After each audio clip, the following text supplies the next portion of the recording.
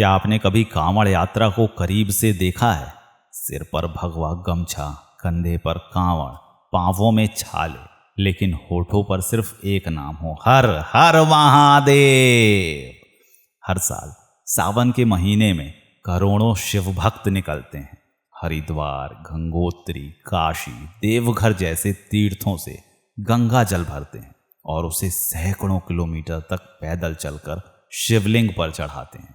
लेकिन सवाल ये है, ये कांवड़ यात्रा क्यों होती है? गंगा जल का रहस्य क्या है? क्या ये सिर्फ परंपरा है? नहीं, इसके पीछे एक बहुत गहरी आध्यात्मिक शक्ति है जिसे हम आज के इस वीडियो में जानेंगे। दोस्तों, कांवड़ यात्रा की शुरुआत होती है समुद्र मंथन की कथा से। जब सागर मंथन हुआ तो सबसे पहले निकला था विष, इतना भयानक विष कि सृष्टि ही नष्ट हो जाती। तब भगवान शिव ने सारा विष पी लिया, उनका गला नीला हो गया, इसलिए उन्हें कहा गया नीलकंठ। लेकिन विष की जलन शांत करने के लिए देवताओं ने शिव पर गंगा जल चढ़ाया और तभी से ये परंपरा बनी कि सावन के महीने में शिव को गंगा जल अर्पित करना सबसे पवित्र कार्य माना गया। यही है कांवड़ यात्रा का मूल रहस्य, वो गंगा जल जो शिव के गले की आग को शांत करता है। वो ही गंगा जल आज हम प्रेम से चढ़ाते हैं अपने जीवन की सारी परेशानियों को लेकर। दोस्तों, कांवड़ यात्रा सिर्फ चलने का नाम नहीं है, बल्कि ये एक अंदर की यात्रा है। हर वो भक्त जो नंगे पांव 100-200 किलोमीटर तक चलता है, वो हर कदम पर अपने पाप जलाता है। धूप हो या बारिश हो, भूख हो या थकावट हो, बस एक ही नाम चलता है, हर हर महादेव। हर कदम पर वो अपने भीतर के दुखों को गिराता है, हर मील पर वो अपने अहंकार को तोड़ता है। जब वो जल चढ़ाता है तो शिव सिर्फ जल नहीं लेते, वो उस भक्त का समर्पण, उसका प्रेम, उसकी तपस्या पीते हैं। कांवड़ यात्रा का मतलब अपने भीतर की गंदगी को छोड़कर अपने भोलेनाथ तक साफ मन को लेकर पहुंचना है। गंगा जल सिर्फ पानी नहीं है, ये अमृत है, ये जीवन है, ये आशीर्वाद है। गंगा कोई सामान्य नदी नहीं, गंगा तो खुद स्वर्ग से उतरी शक्ति है जो शिव की जटाओं में बसी रही। अगर शिव उन्हें नहीं थामते तो पूरी पृथ्वी बह जाती। इसलिए जब हम गंगा जल भरते हैं तो हम कोई साधारण जल नहीं, बल्कि भगवान की कृपा भरते हैं।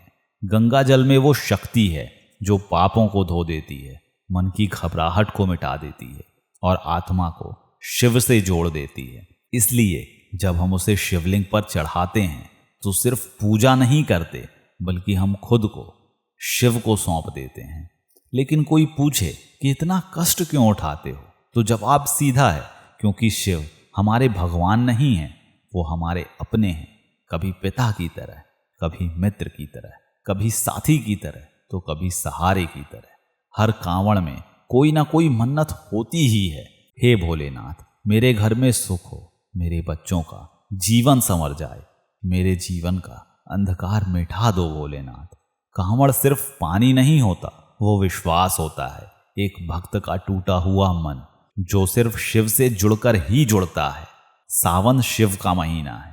इस महीने में शिव की कृपा 1000 गुना बढ़ जाती है। हर जल की बूंद, हर हर महादेव, हर शिवलिंग पर गिरती धार, सब कुछ एक नई शुरुआत बन जाता है। कांवड़ उठाना एक साहस है, पर असली यात्रा तो तब होती है जब आप अपने भीतर के दुखों को छोड़ते हो। इस सावन अगर आप कांवड़ नहीं भी ले जा सके तो मन में एक कांवड़ जरूर उठाइए। शिव आपके मन की भी बात सुनते हैं, वो बिना बोले भी समझते हैं। तो दोस्तों, कांवड़ सिर्फ एक यात्रा, सिर्फ एक धार्मिक परंपरा नहीं है, ये एक प्रेम की यात्रा है, एक समर्पण का संकल्प, एक टूटे हुए मन की पुकार जो हर सावन में शिव तक पहुंचती ही है।